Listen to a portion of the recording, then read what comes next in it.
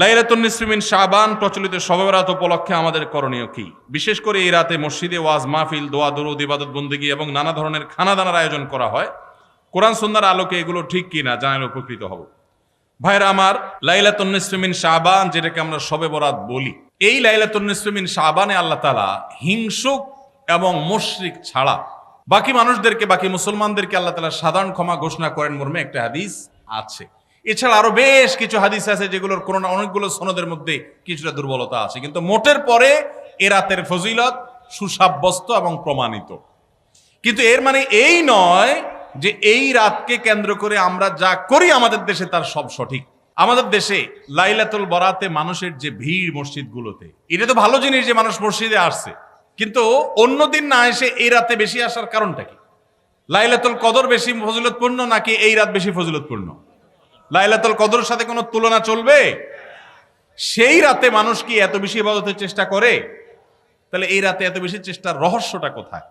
রহস্য হলো আমাদের দেশে মানুষ মনে করে যে এই রাতে ভাগ্য ঠিক হয়, অতএব সারা বছর যাই করি না করি এই একটা রাত মসজিদে গিয়া আল্লাহ বিল্লাহ করে যদি সারা বছরের ভাগ্যটা ঠিকঠাক করা যায়, এরপর আর মসজিদে যায় কেনা। এই চালাকি করলে কি ভাগ্য ঠিক হয়ে যাবে? ভাইরা আমার, লাইলাতুন নিসফি মিন শাবানকে কেন্দ্র করে বহুবিধ বিদআত, বহুবিধ বাড়াবাড়ি, বহুবিধ কুসংস্কার আমাদের সমাজে আছে। এক সময় তো প্রচুর পরিমাণ পটকা ফুটাফাটি চলতো। আলহামদুলিল্লাহ, প্রশাসনের ভাইয়েরা প্রতি বছর নিষেধাজ্ঞা আরোপ করেন এবং এটা অনেকটা কমেছে, যেটা আমাদের নিরাপত্তা হুমকির মধ্যে আমাদেরকে ফেলে। দ্বীনের নামে আমরা কখনো সেগুলো করতে পারি না।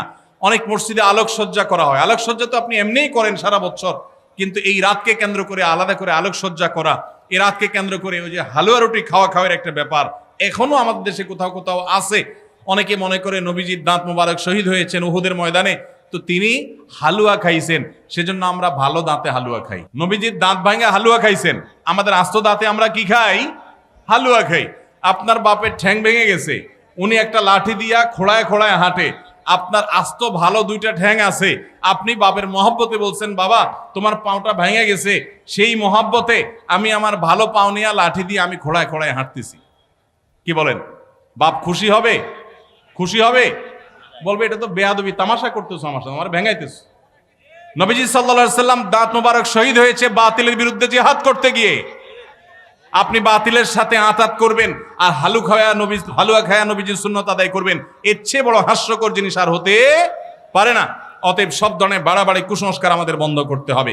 এমনকি এই রাত উপলক্ষে মসজিদে দোয়া দুরুদের জন্য সমবেত হওয়া, এ রাতে মানুষকে ডাকাডাকি করে একেবারে এ রাতের ফজিলতের জন্য মসজিদে সবাই একত্র হওয়াকে যারা জরুরি মনে করেন, তারাও ভুলের মধ্যে আছেন। ব্যক্তিগত ইবাদতে আল্লাহর ক্ষমা পাওয়ার জন্য চেষ্টা করতে পারেন, সেটা ভিন্ন বিষয়। আল্লাহ আমাদেরকে বুঝার তৌফিক দান করুন। আমাদের দেশে কেউ মারা গেলে 40 বা জমাত খাওয়ানো হয়, এটা জায়েজ আছে কিনা? ভাইরা আমার, বাংলাদেশের সবচেয়ে শক্তিশালী বেদাত হলো এই বেদাত। এর চেয়ে বড় শক্তিশালী বেদাত এ দেশে আর নাই। এই ঠিক ঠিক বলা মানুষ বহু লোক আছে জমাত খায় বেড়ান। এই বরগুনার আমাদের অফিসে কিছু স্টাফ আছে, বরগুনার 2-3 জন আমার পরিচিত। তো এরা, আমি শুনছি যে তাদের একটা গ্রুপ খুলছে, তারা ফেসবুকে না যেন হোয়াটসঅ্যাপে গ্রুপ খুলছে, জমাত খাওয়ার গ্রুপ।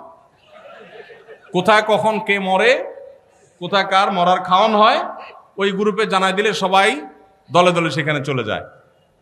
এটা তারা এক এক ইউনিয়নের এক একজন মিলে এটা করছে, যাতে কোনো ইউনিয়নের জমাত যাতে মিস না হয়। তো ভাই, এটা হলো সবচেয়ে শক্তিশালী বিদআত। কেন?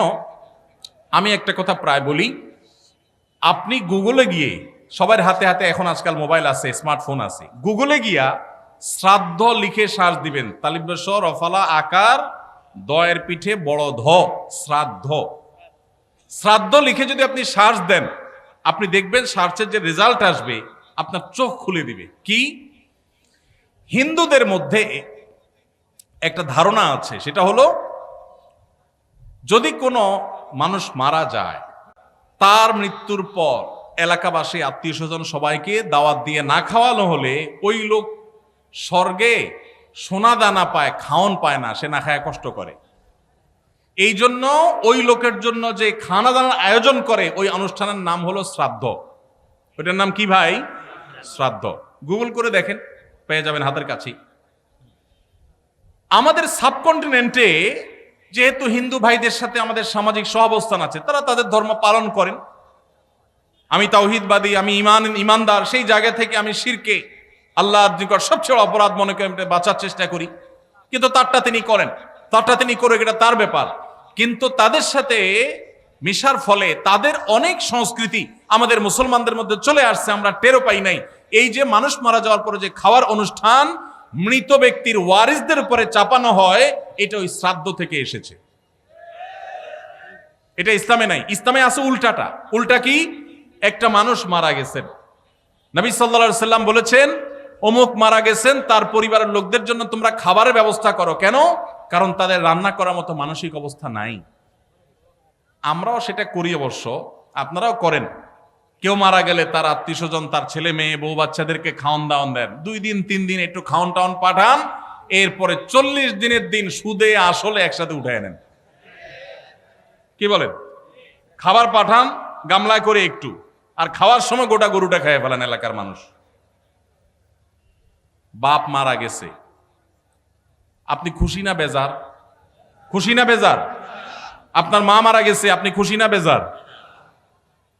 যদি বেজার হন, খাওয়ানোর যত অপশন আছে, খাওয়ানোর যত উপলক্ষ আছে মানুষ খাওয়ানোর, এটা খুশি হয়ে না বেজার হইয়া? যেমন মানুষ বিয়ে করছে, খুশির চোটে অলিমা খাওয়ায়, এটা সুন্নাত। কারোর বাচ্চা হয়েছে, খুশি, এজন্য সে আকিকা খাওয়ায়। কারোর ছেলেটা পাস করছে, সে খুশি হয়েছে, এজন্য সে আটার দলা খাওয়ায়, মিষ্টি খাওয়ায়। কিন্তু আপনার বাবা মারা গেছে, আপনার তো মনের কষ্ট। আপনি যেভাবে জিয়াফত দিচ্ছেন, আপনি যেভাবে মেজবানি খাওয়াচ্ছেন, এটা দেখে তো মনে হচ্ছে আপনি অনেক খুশি যে বাপটা চলে গেছে, এখন জমি জমার ভাগযোগগুলো আমরা পাবো। এই উসিলা সবাই খাওয়াই। আল্লাহ আমাদেরকে হেদায়েত দান করুন। শক্তভাবে এই বেদাত আমাদের সমাজ থেকে দূর করতে হবে ইনশাআল্লাহ। আমাদের সচেতন হতে হবে। আপনার বাবা মা মারা গেছেন, ওনাদের জন্য আপনি কি করবেন? দোয়া করবেন, ইস্তেগফার করবেন, চোখের পানি ফেলবেন, দান সাদাকা করবেন। মাদ্রাসায় এতিম গরিব ছাত্ররা আছে, একবেলা খাবার টাকা দিয়ে দেন। মসজিদে কিছু ইট কিনে দেন, মসজিদের জায়গা কিনবে, সেখানে টাকা দিয়ে দেন। একজন গরিব মানুষকে কিছু টাকা দিয়ে দেন। মুর্দার তরফ থেকে সাদাকা করলে তার সব মুর্দা পায়, সেটা আপনি করেন। কিন্তু এই যে অন্য ধর্মের মানুষদের মতো করে খাবারের অনুষ্ঠান যেটা করছেন, এটা সুন্নাহর খেলাফ। সুন্নাহ হলো মৃত ব্যক্তির পরিবারকে খাওয়ানো, তাদের কাছ থেকে খাওয়াটা সুন্নাত নয়। আল্লাহ আমাদেরকে বুঝার তৌফিক দান করুন।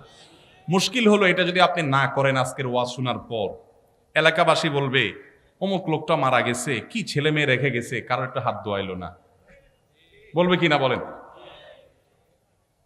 কেন আপনার হাত আরেকজন দোয়াইতে হবে? আপনার হাত কি লুলা হয়ে গেছে?